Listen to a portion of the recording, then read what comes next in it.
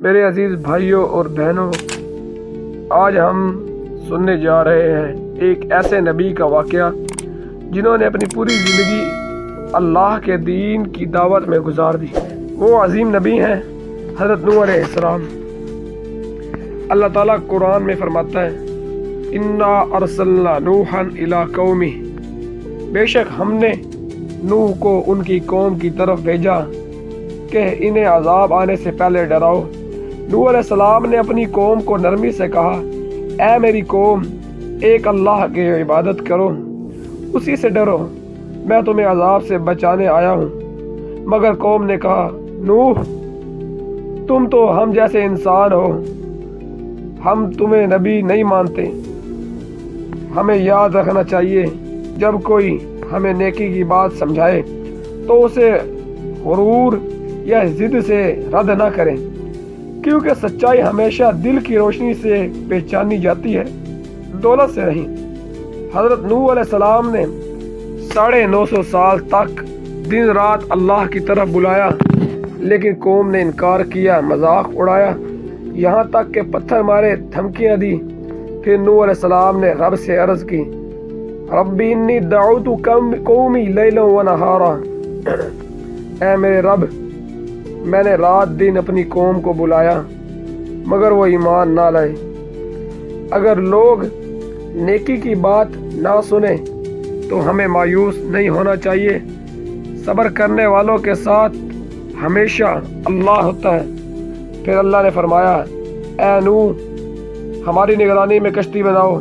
قوم ہنسی کہنے لگی، خشکی پر کشتی بنا رہے ہو، تم پاگل ہو گئے ہو؟ نوح علیہ السلام نے فرمایا، آج تم ہنستے ہو، کل تم رو گے۔ پھر اللہ کا عذاب نازل ہوا، آسمان سے بارش، زمین سے پانی، اور دیکھتے ہی دیکھتے سب کچھ پانی میں ڈوب گیا۔ اللہ کی مہلت ہمیشہ نہیں رہتی، جب بندہ حد پار کر دیتا ہے تو اللہ کا فیصلہ اٹل ہوتا ہے۔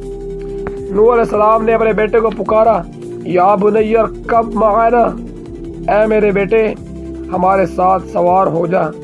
بیٹے نے کہا، میں پہاڑ پر چڑھ جاؤں گا، مجھے کچھ نہیں ہوگا۔ نوح علیہ السلام نے فرمایا، لا عاصم اليوم من امر اللہ، آج اللہ کے حکم سے کوئی بچانے والا نہیں۔ اور پھر بیٹا ڈوب گیا۔ ایمان کا رشتہ خون سے زیادہ قیمتی ہے، اگر ایمان نہیں تو رشتہ بھی بچاؤ کا ذریعہ نہیں۔ طوفان تھم گیا، اللہ نے فرمایا، یا نوح اہبط بسلام منا و برکات، اے نوح، ہماری سلامتی اور برکتوں کے ساتھ زمین پر اتر جاؤ۔ نوح علیہ السلام نے سجدہ کیا، شکر ادا کیا، اور یہی ان کی کامیابی تھی۔ میرے بھائیوں، نوح علیہ السلام کی قوم کا انجام ہمیں یاد دلاتا ہے کہ حق سے منہ موڑنے والا کبھی کامیاب نہیں ہوتا۔ اللہ کی بات مانو، توبہ کرو اور نیکی پھیلاؤ۔ نبی پاک صلی اللہ علیہ وسلم نے فرمایا، التائب من الذنب کمن لا ذنب لہ، جو توبہ کر لے وہ ایسا ہے جیسے اس نے گناہ کیا ہی نہیں۔ مصطفیٰ کی جانب سے پیش کی جا رہی ہے۔ اگر آپ کو یہ ویڈیو پسند آئے تو لائک، شیئر، سبسکرائب کرنا مت بھولیے گا۔ جزاک اللہ۔